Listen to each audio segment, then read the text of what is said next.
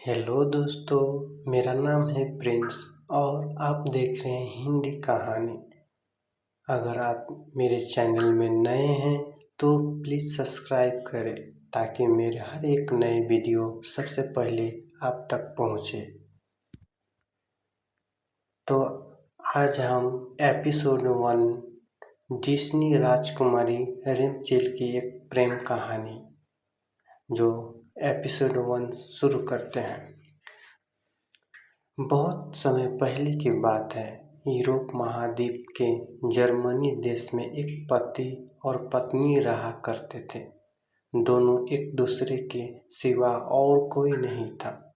विवाह के कई वर्षों उपरांत भी उनकी कोई संतान नहीं हुई।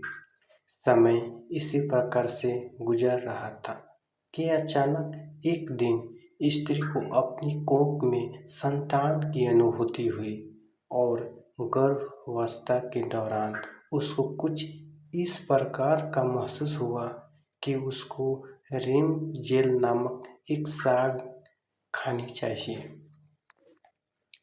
आसपास वह साग कहीं भी उपलब्ध नहीं थे। पति पत्नी एक जादूगरनी के बगीचे के समीप ही रहते थे। पत्नी के मन की बात जब पति ने सुनी तो पति ने उसे वादा किया कि वह उसके लिए रेमजेल नाम की वह साग साथ लेकर आएगा।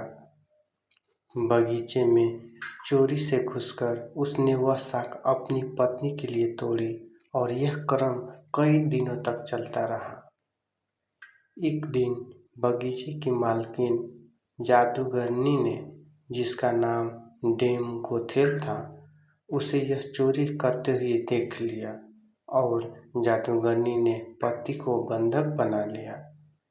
पति जादूगरनी के सामने बहुत गिड़गिड़ाया और अंततः जादूगरनी एक शर्त पर वह साग को उसकी पत्नी के लिए देने के लिए राजी हो गई। शर्त यह थी कि संतान के जन्म के बाद वह उसे जादूगरनी को सौंप देगा। मायूस मन से पति ने उसकी वह बात मान ली और बच्चे के जन्म होते ही उसने जादूगरनी के हाथों अपनी पुत्री को सौंप दिया। जादूगरनी ने अत्यंत मनोयोग से उसकी पुत्री का पालन पोषण किया और उसका नाम उसी साग के नाम पर रेमजेल रखा। रेमजेल एक अत्यंत रूपवती कन्या के रूप में धीरे धीरे विकसित होने लगी। उसके सुनहरे बाल और अद्वितीय रूप की चर्चा आसपास की जगह पर धीमे धीमे से फैलने लगी। जब कन्या 12 वर्ष के होते ही जादूगरनी की डेम गोथेल ने उसको एक ऐसे मीनार में कैद कर दिया जिसमें ना कोई दरवाजा था और न चढ़ने के लिए कोई सीढ़ी। इसमें एक ऊंचे स्थान पर एक कमरा था जिसमें कि केवल एक खिड़की थी। जादूगरनी अपनी जादुई शक्तियों के माध्यम से छोटी बच्ची तक पहुंचती और हर दिन उससे मिलने के लिए दिन के समय जरूर जाती। इस प्रकार से दिन बीतने लगे। वह बच्ची बड़ी होकर एक अत्यंत रूपवती स्त्री के रूप में विकसित हुई। उसके लंबे घने सुनहरे बाल इतने लंबे हो गए कि बाद में जादूगरनी उनके सहारे मीनार पर चढ़कर कमरे में आने और जाने लगी। ऐसा करते वक्त वह रेमजेल को पुकारते हुए कहती, रेमजेल अपने बाल गिराओ ताकि मैं तुम्हारे सुनहरे बालों पर चढ़कर ऊपर आ सकूं।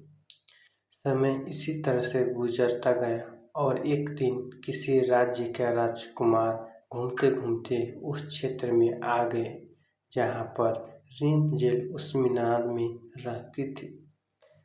रेमजेल की आवाज़ में अद्वितीय मिठास थी। जब वह गाती थी तो जैसे समय ठहर जाता था।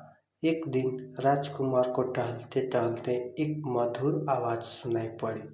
वह आवाज़ कहाँ से आ रही है यह जानने के लिए जब राजकुमार मीनार के पास गया तो उसे दिखाई पड़ा कि एक ऊंची मीनार के ऊपर कमरे में एक सुंदर रूपवती स्त्री रहती है।